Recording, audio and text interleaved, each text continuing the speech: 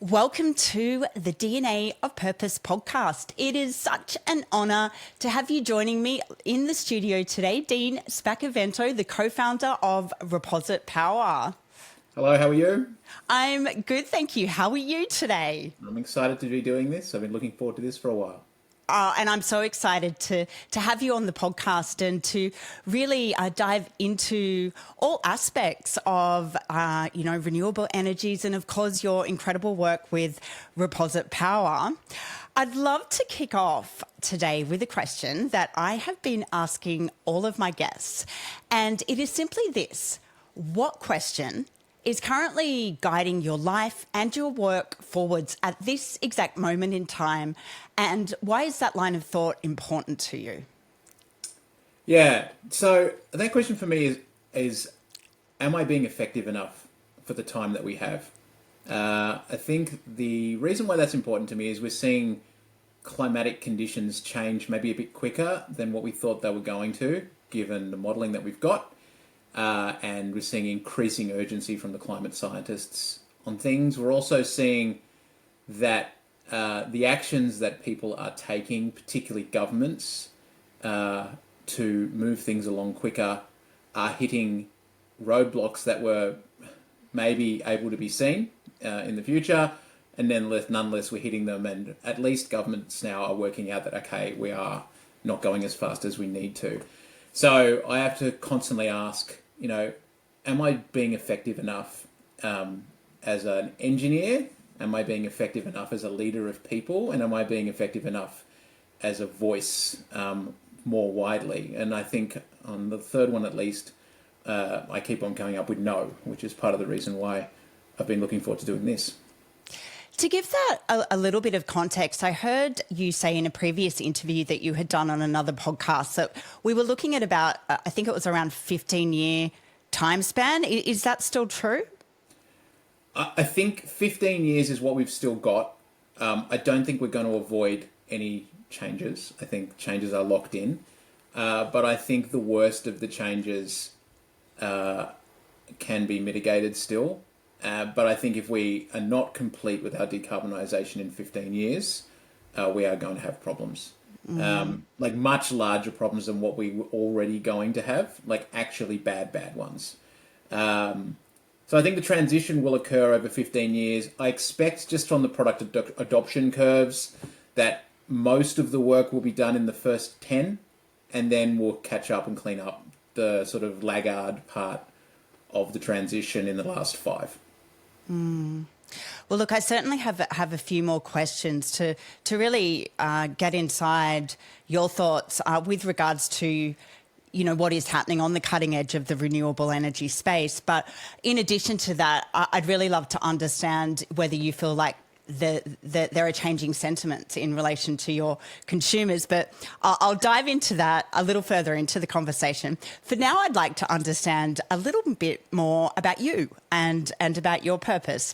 As you know, this podcast is called The DNA of Purpose, and I've conducted many interviews to really decode purpose and to get inside what it is that really drives people to commit their lives to a purpose such as you have. Now, in listening to a few episodes, I heard you speak fondly about your father's influence in your life. And what you spoke about was in relation to his expectations around what a, quote unquote, successful life looks like. Now, I know that in the early days, you followed that path to a degree, you worked hard at school, you got good marks, you got the great job. So what I'm curious to know is, at what point did you kind of go, hang on a minute, there's something that I need to do. I need to really step into pioneering my own adventure. And I'm wondering if you, when you look back, if you can share with me your reflections on the turning points that catalyzed your mission in the world today. So my dad was born in Italy, but he was a child, 3 or 4 years old when he came to Australia, and so for all intents and purposes, he was brought up very Italian in Paddington, which was a slum in Sydney at the time. Yeah. Hard to imagine these days. It's so weird. He became an electrician for the railways at 14. and then did an engineering degree at UTS, I think from 1967, when UTS stopped being like a TAFE and started being like a uni. And from there, he's done a lot of work with defence and airlines and very radio frequency engineering. He's an electrical engineer, electronics engineer. And when I was in year 11, 12, I had a scholarship to swanky private school, and I was asked, okay, well, what are you going to do at uni? And I said, I'd like to do electrical engineering like you, Dad. We like playing with that kind of stuff. And he's like, no, don't do that. Like, again, money's in computers and finance. You should do computers and finance. And so I ended up doing computers and finance. And he was right. The money was in computers and finance. So this would have been 2000-ish, 2001, 2002. But it got to the point where, you get a nice paycheck and you're kind of like, well, that's great. I mean, what do I do with this paycheck? Like, I bought a nice car and I went, okay, it's fun, it's nice, cars are nice. But ultimately, you get the paycheck and the bank account goes up and you're like, okay, and this is great. I mean, there's only so much money you can sort of absorb, and then the marginal value of the extra dollar doesn't really do anything. About the same time, I was living in Sydney. About the same time, I started to get tired of the traffic. It was just after the Olympics. And I wanted to go walk around Europe, basically. Everyone else had done that kind of at 17, 18 kind of thing. I didn't get a chance. I went straight from school, straight to... You were working hard. Yeah, I was like, and my university and my career, because of the degree that I did, overlapped, and so there was no time. So at about 22, 23, I went, okay, this is what I'm going to do now. And that was a moment. That was a moment whereby I landed in Rome. I set myself a budget of 65 Australian dollars a day. And I worked out that you can have quite a lot of fun with just getting your head into things and not sort of looking at, okay, well, what's the paycheck asked me to do. I came back from there and I moved to Canberra because I was following a girl who is my wife now. But that was a good choice. It was a good choice. You did well. It was a good choice. It was a good choice. And she basically told me that you're a smart guy, but you need to stop being a bit evil in your career choices. At the same time, I started walking around I didn't have a job. I couldn't be a banker in Canberra, so I started doing a lot of walking and mountain bike riding. And I went, I really like this nature, animals and echidnas, and I really like it. And I'm pretty sad about climate change. Maybe hurting this. This is what I like. And I spent a bunch of time in the ocean. So, yeah, it was like one of my mates who was a cop in the federal police that I made. He said, look, there are two types of people. There are sheepdogs and there are sheep. And the third type is wolves. And you have to decide, are you a wolf, a sheepdog, or a sheep? And I love that analogy. Yeah. Wow. So I'm a sheepdog, as it turns out. Another good choice. It's the hard choice. Yeah. But I guess, like in looking at that choice now, could you imagine it? Could you imagine that journey being any different? No. Unfortunately, I think people get wired for things. I don't know what wired me in this particular way, but I'm wired for this. I often think about what if I stopped doing this job and did another job? I get lots of people asking me to do lots of things, and I haven't veered, and I'm unlikely to. I think because there are only certain roles where you can have an effect and operate as a sheepdog, and they are in leadership positions of corporations, leadership positions in government, community organisations, and other kind of, the police. They're all sheepdogs, but I'm too old for that now. So, Dean, as we, embark on our discussion surrounding Reposit Power and your work in the world today as a very proud sheepdog, it would be nice to, take a moment to contextualise the broader historical narrative of humanity's relationship with electricity. So I'm wondering if you could maybe provide our listeners your insights into the historical evolution of electricity, with a focus on how that context has shaped our current trajectory towards renewable energy. That's interesting. Electricity came at first from a generator at Niagara Falls. And it was so the first electricity that was generated in bulk was from hydropower, and it was used to replace street lighting in Chicago. And it was done for the World Fair, and it was extremely novel, and people were like, this shit will never catch on. But look how cool it is, I guess. And then we sort of went from there, and the heavy scaling of it came when we started to hook coal and oil burning engines up to generators. And now we didn't need a cable from Niagara Falls to the center of Chicago. We could put it everywhere. And that started to change things from there. World War One used a bunch of tech, early electrical. World War Two was heavy electrical. And by the time we get to the end of World War Two, basically the rebuild of the world after the war was about the electrification. It was the first kind of heavy wave of electrification. And, all the mod cons came about because of electricity. So electricity underpins our quality of life and the way we live. It is fundamental to what it's like to be a Westerner or to live in a developed economy. But what we did is we went, well, we need to burn this coal stuff, and no one really wants that burned in their backyard. And besides, the coal pits are all the way in Lithgow and Collie and other places. So we're going to architect our entire electricity grid around digging things out of coal mines, burning them in the countryside, and then bringing the power in over long power lines. And then we'll spread it out once we get into the cities. And so no one saw how electricity got made. They just sort of plugged things in and it worked. It was cheap, was pretty reliable, and our entire lives were built on it. And then we started to run into issues associated with the burning of coal, and taken people a long time to sort of understand that, partly because you don't see it. It's a long way away. But out of sight, out of mind. Yeah, out of sight. And it wasn't designed. It was designed to be out of sight, out of mind, because coal-fired power stations are not pretty, and the coal mines are not pretty. But people were making a bunch of money, and they were doing a good job. It's just, there is an externality associated with the carbon dioxide. But we built an entire infrastructure about that. So people still think about, all right, well, the generators live in the countryside and we bring the power in and then we use it where we're going to use it, and no one knows what it looks like. But, people started seeing windmills turning up in the countryside when they went for drives, and gas started to become a thing. Gas power stations are less ugly than coal because they come in via pipes, but now we need to build lots of gas pipes. And so the schema in people's head is that electricity gets done over there and then it comes to me somehow and it works. Magic.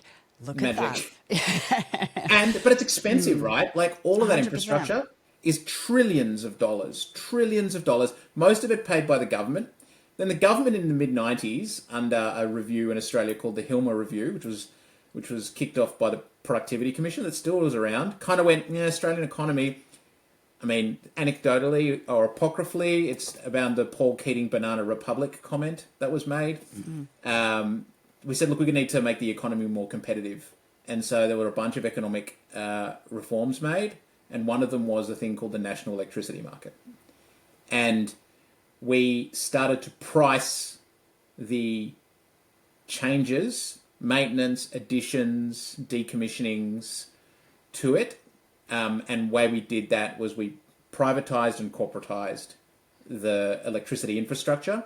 And once we did that, and a price was now to be set on things, the full costs of that system were now exposed directly to consumers. So that was 1997, 1998, all the way up to about 2005. It was just sort of getting itself sorted. And then in about 2008, 2009, we started to see the costs associated with the changes that were required, mainly because stuff was getting old at that point. And the prices started to go up. And all of a sudden, people started to pay attention. what is happening here. Solar panels became a thing in 2008. The state government started putting feed-in tariffs on stuff. And at that point, people went, I can make some money here. And again, electricity was mainly about money. But they could contribute their property. They could contribute their rooftop. And they could see that the energy is coming in. And so it started to change a little bit about what people think about electricity. Oh, maybe it's not all comes in from the countryside. Maybe I can make my own one as well. And that's good because it's costing more and I want to do something about that. And so what we've got is this change from a centralized system, big things in the country, bringing it in on big power lines run by the government, etc., to an increasingly decentralized system where more and more of the generation is now generated not by large centralized plant out in the countryside. And that is sort of the second big change. The first big one being from burning stuff like a caveman. Yeah. And the second one being it being somebody else's problem to it being something that we can all contribute to. And they are big changes. Very, very big. Biggest changes ever in electricity in the history of humanity.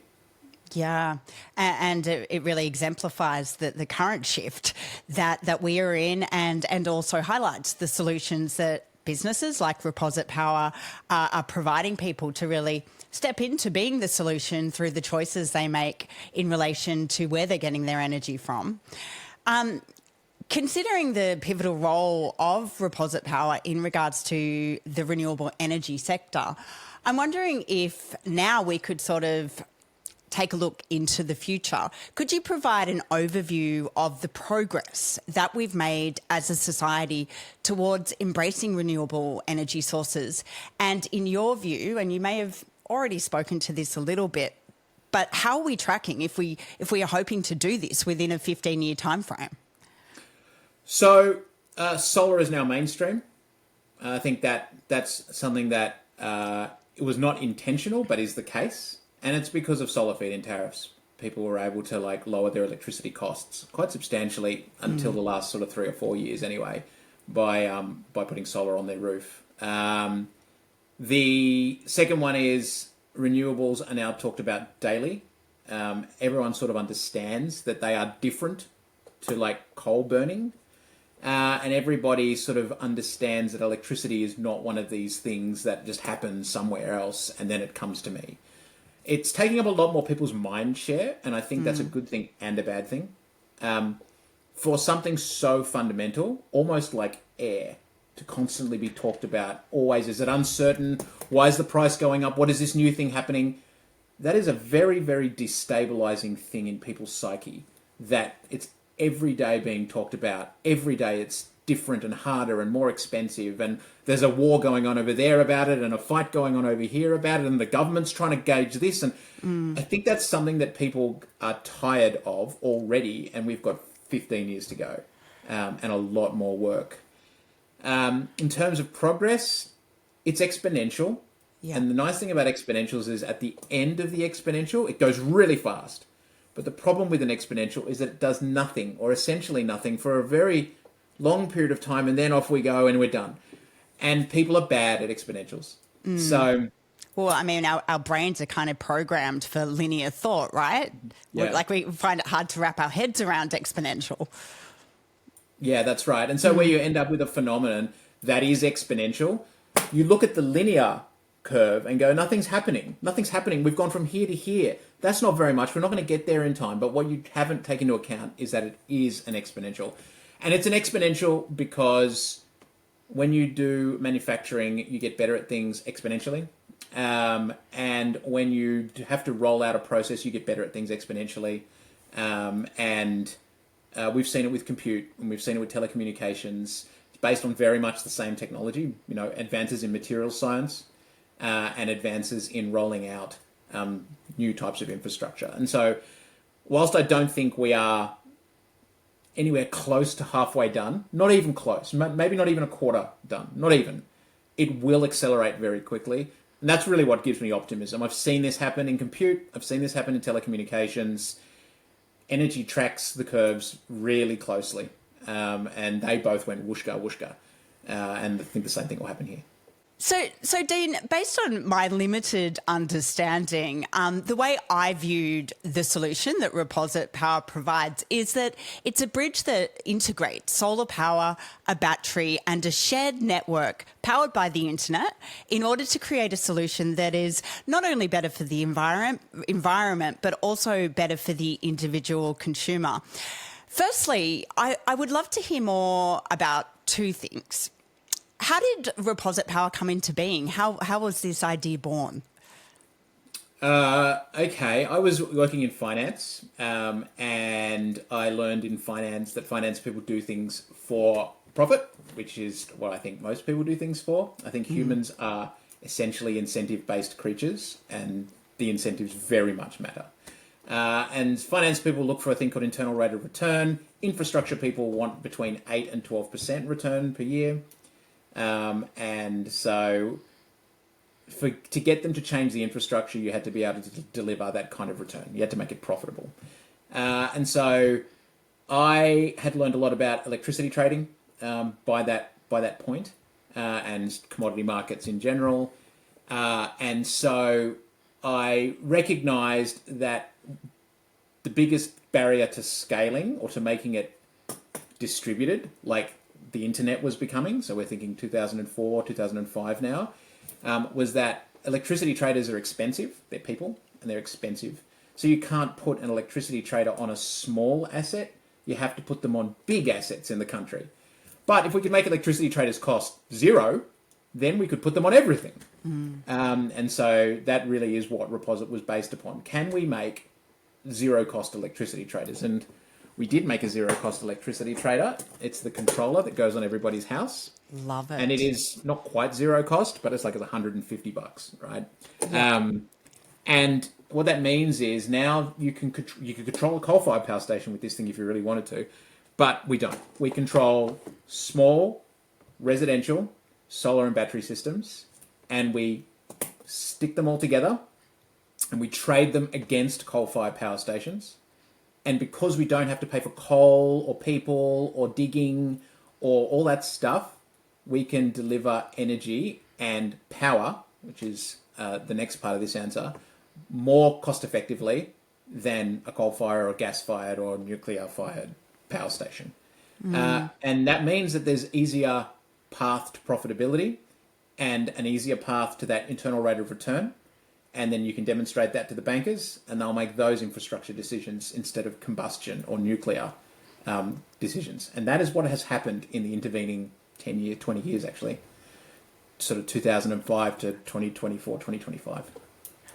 Okay, so could you explain in more detail, I guess, the technical aspects and the benefits of solar energy being harnessed, stored, and shared?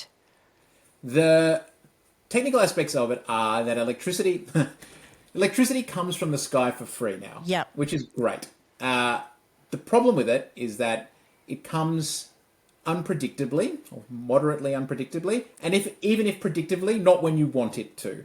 Like, you want a lot of electricity to come at night, and solar electricity doesn't do that, which is predictable but inconvenient. Likewise, wind. Generally predictable-ish, but inconvenient.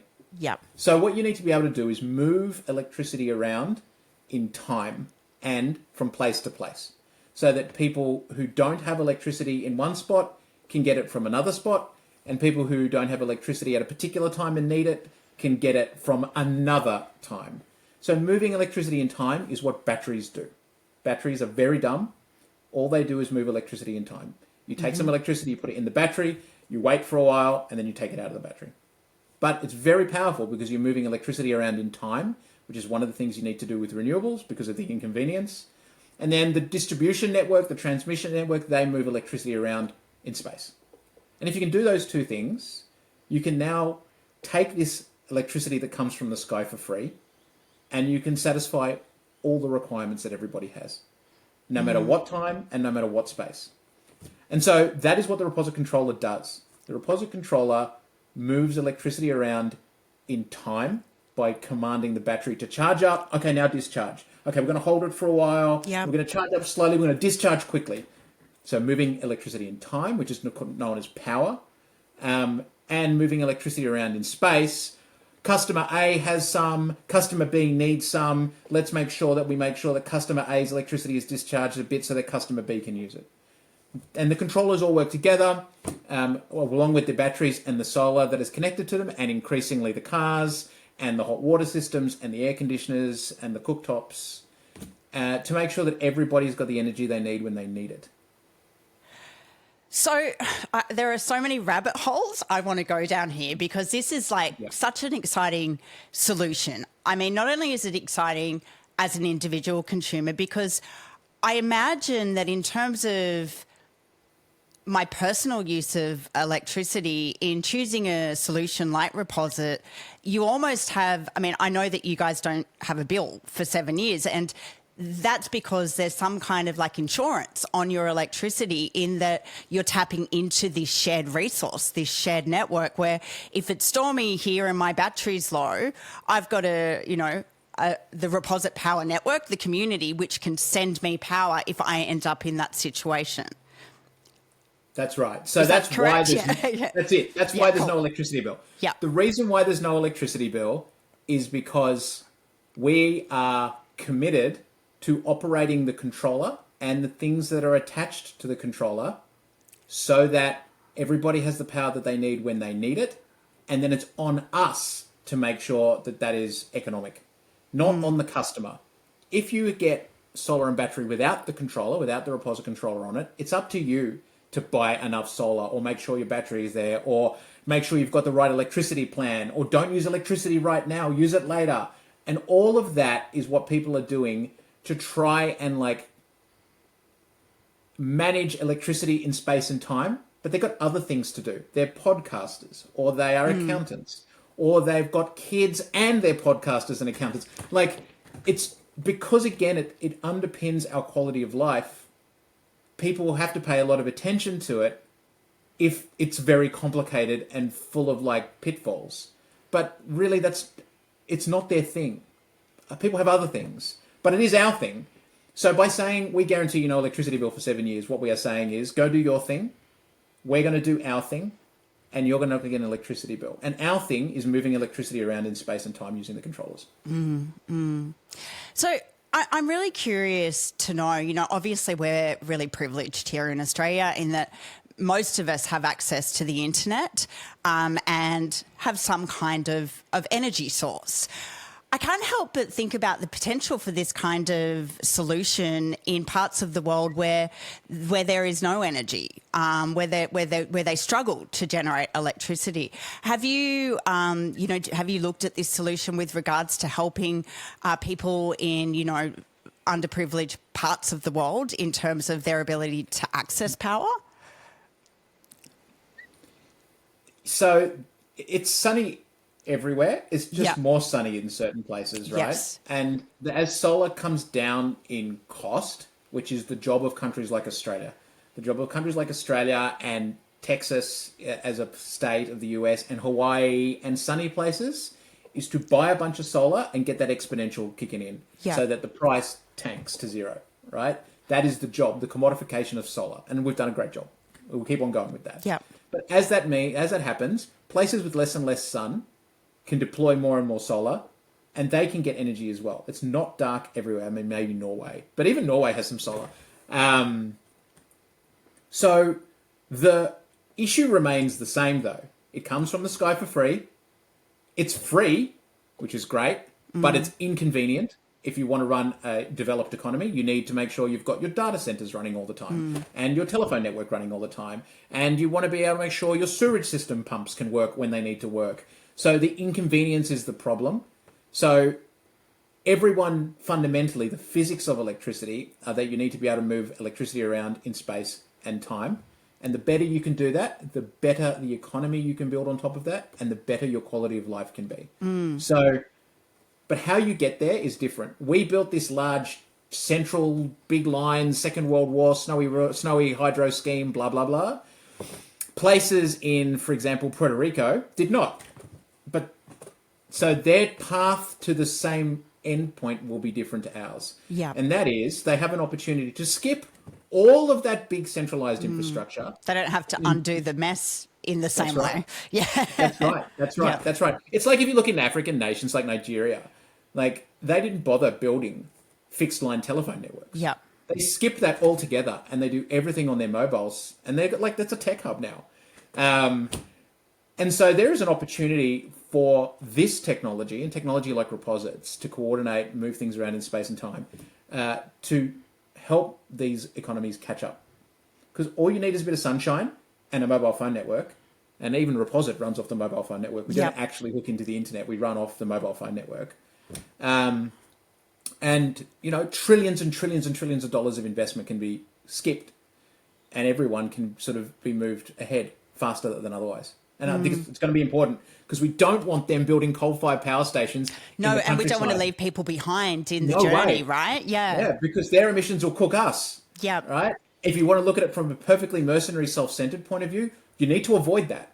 And we have the technology to do that. Again, it's the role of countries like Australia to prove that this works fine. And the other countries can then look at that and go, yeah, that works fine for them. Well, we're sunny. We can do that. We've got a mobile phone network. Yeah. So we have a leadership role, and I think people don't think about that enough, or do think about it and do nothing about it. Yeah. Yeah.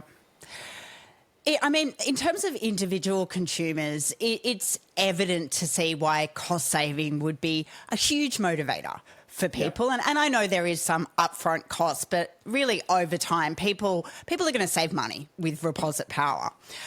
What I'm really curious to know, given I'm somebody who is really interested in human purpose and what we're doing to really move the dial with regards to the solutions we need to solve these epic challenges that we collectively face all over the world, I'm super interested to understand if you have observed changing sentiments in relation to your consumers' connection to the reality of the climate crisis.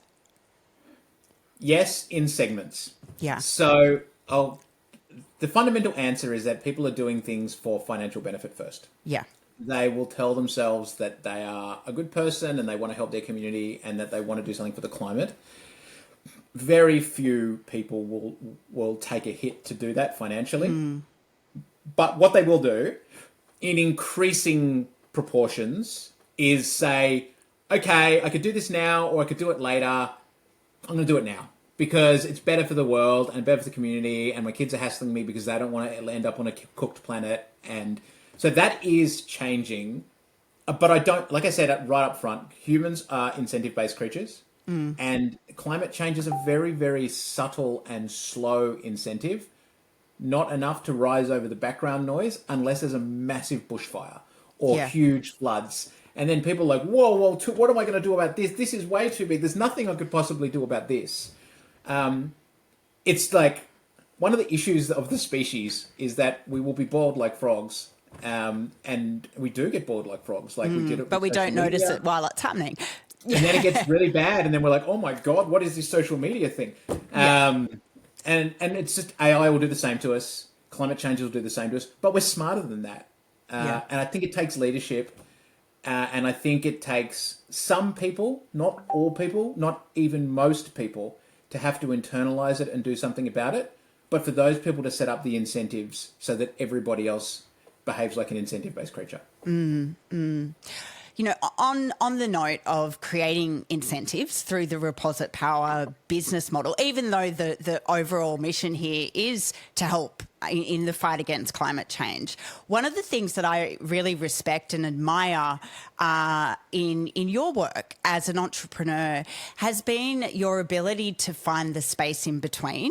And I think it's a really important tool for any entrepreneur who's looking to create these solutions is the ability to go, you know, for example, we're in a capitalist economy. People are talking about this circular economy, but that is a huge leap. How do we find these spaces between where we are and where we're going in order to be able to begin to decode the road forward for people?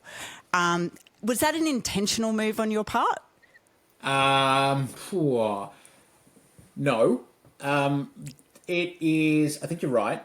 I think so what happens is a lot of people and niches become increasingly hard to find in a particular track. Like be it software development or be it, bike fixing or Formula One or whatever. Increasingly, the niches are now where you straddle multiple specialities because people become very, very specialized and are very good at a particular thing. But if you can be very good at two things or three things, then you can start to use the gap that lives between the things, as you talk about, to solve problems in ways that other people are like, this is impossible to solve. How could we possibly solve this? Because they're specialists down one track. Yeah. So being a generalist is very useful, but not just being a generalist with like where you are ultimately general, but where you have specializations in some other things, in particular some verticals. And like I was lucky enough to always be interested in energy and electricity. For my dad to tell me that I need to go to computers because that's where the money is. And likewise for finance. And so I ended up straddling this finance, this electrical world, and this computer world. And you start to see things that other people can't see.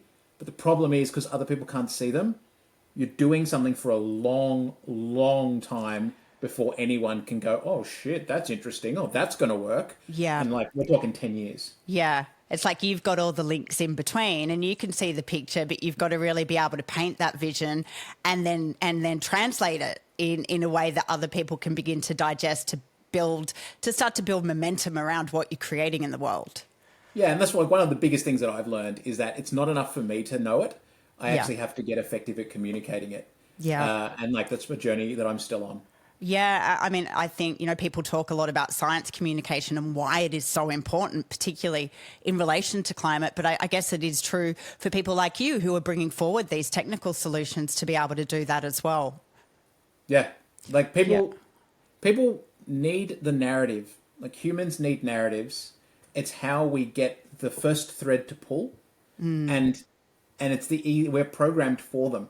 And people doing new things need to be able to make narratives that people can go, that's interesting, and pull on the thread, and then they're away. But it's took me a long time to work that out, and I'm still working it out.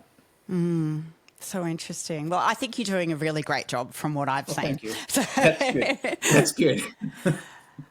I'm curious to know what your thoughts are in relation to electric vehicles. I mean, we can now essentially travel all the way around Australia in an electric vehicle, and there are charging stations sort of scattered all over the place. How do you envision Reposit Power contributing to the integration of EV charging infrastructure and its role in the overall energy ecosystem?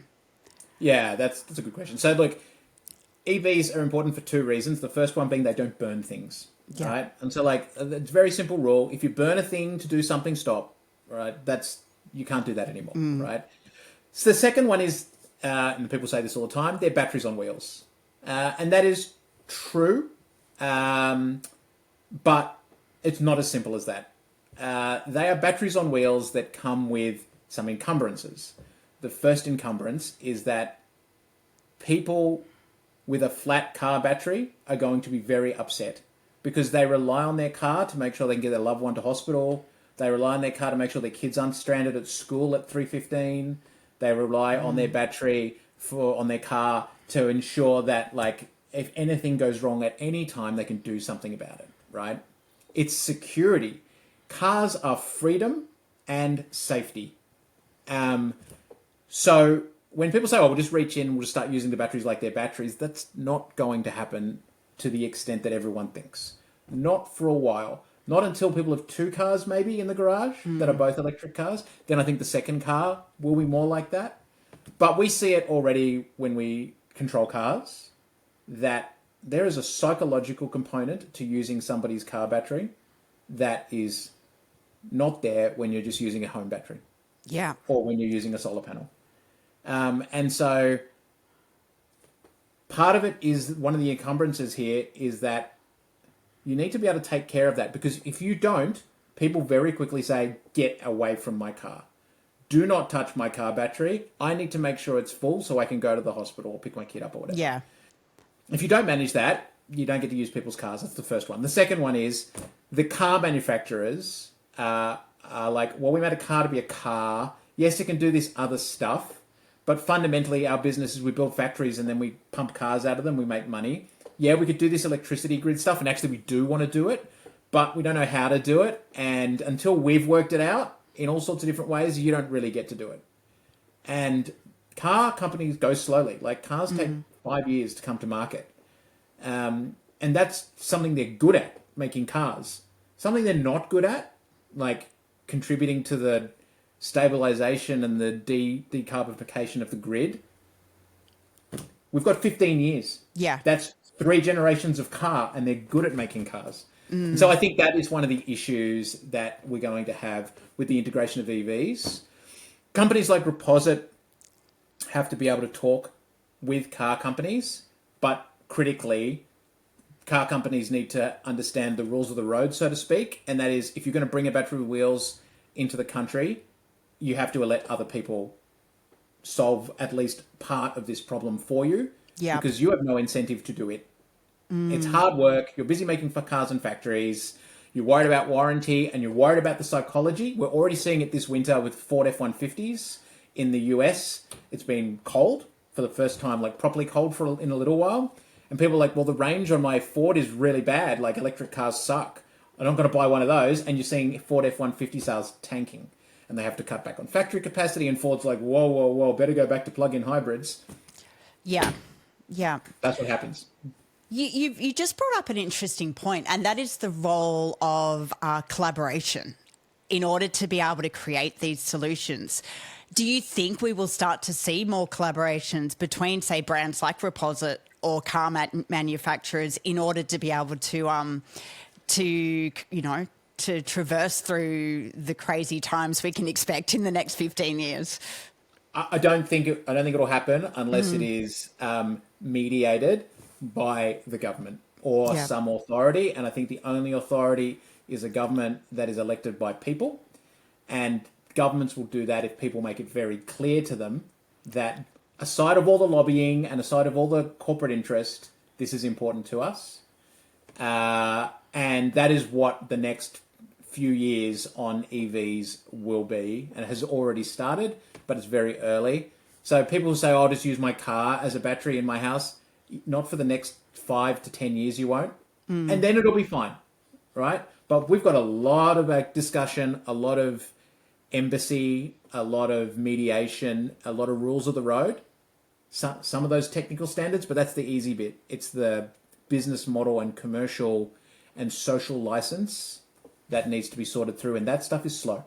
And we have 15 years. Well, we've spoken, quite a lot about the challenges associated to this transition. Yet at the same time, there are some pretty cool things happening in the renewable energy space. I know, for example, that last year, in only 1 year, China installed more solar than any other nation has ever installed.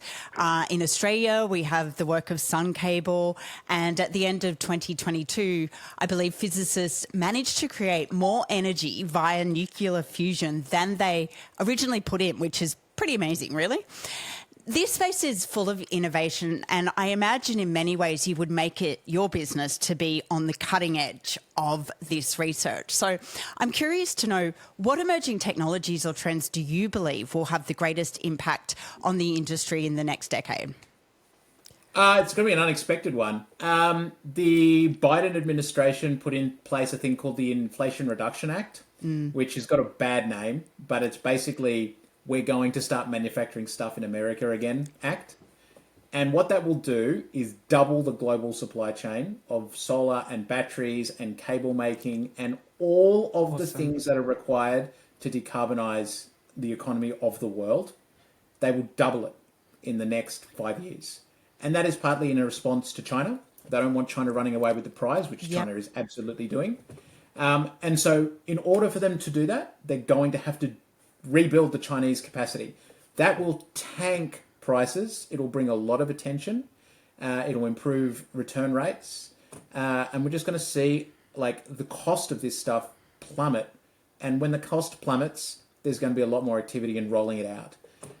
At the same time, they're going to build new factories. So there'll be new techniques, new chemistries, new types of material science, especially around how cables are manufactured, battery tech in particular, Like there's people say lithium ion. There's all sorts of different lithium. There's NMC, NCA, LFP, solid state.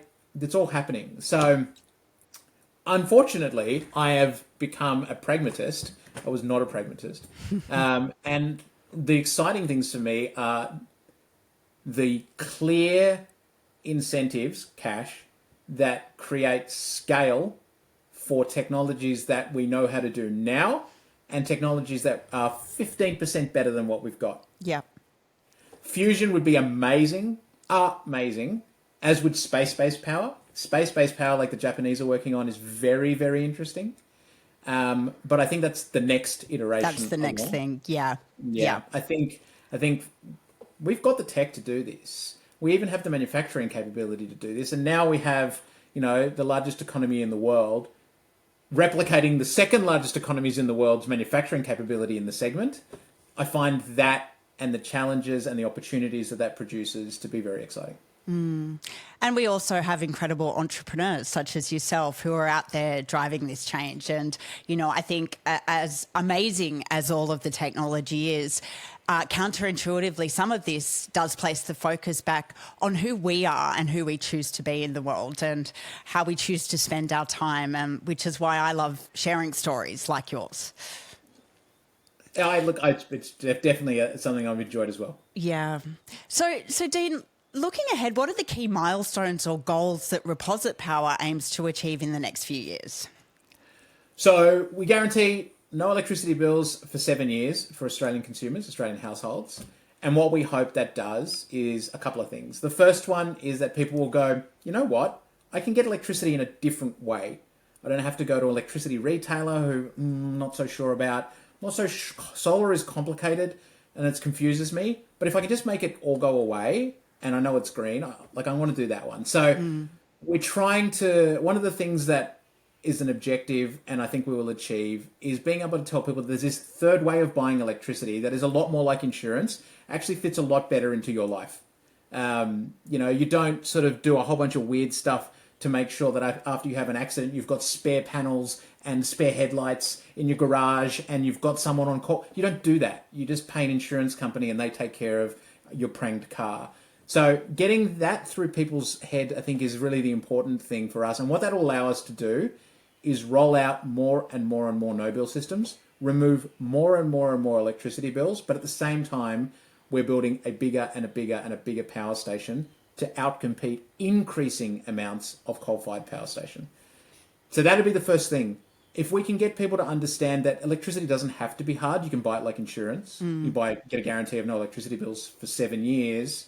That'll allow us to build a power station that then gives us more ability to function at scale, to outcompete, and to have increasing social and political influence on, well, look, this works. There's a lot of people doing it. They're getting no bill. We can do more of this. Let's do more of this.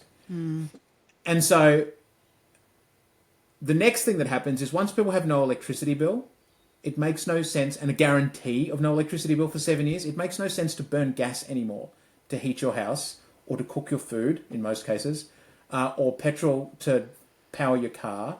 So what we hope is that increasing numbers of people with zero cost electricity start to decarbonize their households at an increasing clip.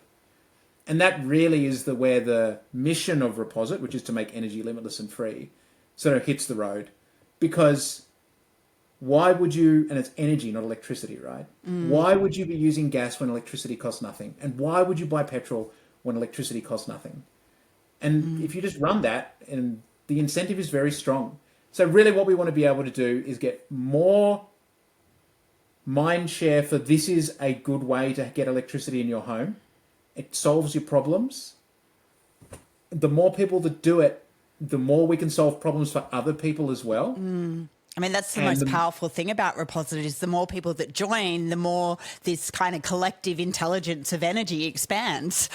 That's right. That's right. Yeah. And it's the more, again, like when you're a 50 megawatt or a 60 megawatt power station like we are, yeah, okay, there's a bit there. But you can't have a conversation where people are like, well, we only care about 300 and 500 megawatt power stations. Okay, no worries. I'll be a 500 megawatt power station then. How do I do that? by getting people to understand that this is a good way to get electricity. You're going to spend the money anyway. Do it this way instead. And then once you've got it, now transition away from fossil fuels because it makes sense for you to do that. You don't have to think about it. The money you were spending on petrol, use it on a car loan instead. The money that you were spending on gas, use it to finance an air conditioner, reverse pump, reverse heat cycle replacement thing. They're the objectives. Can we mainstream this way of getting electricity? And then can we use that mainstreaming to accelerate the decarbonisation? So, Dean, we have gone on a real journey across the course of today's conversation. Is there anything that you feel is important to share with our listeners that you haven't already discussed today? Yeah, there is one, and it keeps on coming up, and that is that new technology always looks too good to be true. And I've said this on other podcasts, I'll say it again. When Skype turned up and we were used to a world where you couldn't make international phone calls without really sweating, like people were like, this can't be happening. What is it? This is too good. It can't work. It's too good to be true. And now, like, we make calls to the other side of the world with video for as long as we want, and we don't care. And or it's think not about too good it. to be true. Or think about it. It's just natural now, right? Yeah. When people first saw ChatGPT, they're like, what? Computers can't do this. We don't have this is too good to be true. There's people behind it. There's absolutely Sam Altman is at the keyboard. And it's not Sam Altman. It's just new technology. It disrupts people's expectations and things that they've done forever, and they think it's too good to be true. And Reposit Noble is the same. It is new technology that disrupts the way you think about it, about electricity. You've always paid a bill. Your parents paid a bill. When you moved out of home, someone in the share house paid the bill. Now you live in a house with your family and you pay the bill, and someone's coming to you and saying there's no more bill. Yeah, it's the Skype moment. It's the ChatGPT moment again. And people need to go remember that and say, this is not too good to be true. This is actually real. Because it is, and lots and lots of people now are getting no electricity bill. Yeah. And it is your ticket to decarbonisation, not just for your benefit and the benefit of your children, but for the benefit of the world. Yeah, I love that. Good for you and the world. Yeah. So I've come to my last question today, Dean. If you had access to the world's biggest billboard, what would be the one word or phrase that you would share and why? Ooh, that is good. This is the brand conversation again. What would it be? What would it be? Biggest billboard in the world. I mean, the obvious one would be guarantee no electricity bills for 7 years. Yeah. Click here. I mean, that's the digital marketing person in me, unfortunately. Yeah. But I think it would be like something along the lines of get certainty in your life. And that's really what the product does. It is certainty that you are not going to get an electricity bill, but also certainty that you are doing something for the world. It is also certainty that you will leave something for your children. And it is certainty that you can look back and say, I contributed to that, rather than I just sort of got swept up in it and whatever happened. Climate change is the biggest challenge that we face as anybody sort of, like, basically anyone who's an adult. It will be the biggest challenge for pretty much anybody who remains on the earth for the next bit of time. AI might be the one after it. And it's important to be engaged in it in a way that doesn't make you feel powerless. You can do something.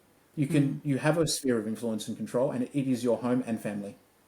Well, Dean, I have to say it's my hope that this interview inspires consumers to get on board, but also inspires other entrepreneurs to really begin to seed a solutions economy, because we need it today more so than ever before. So thank you for the work that you're doing in the world and for your time today in sharing your story, your wisdom, your insights. It's been a wonderful conversation. It's been a pleasure, and thank you for giving me the opportunity to do that. You're absolutely welcome. Thanks for joining us on the DNA of Purpose podcast, Dean Spaccavento.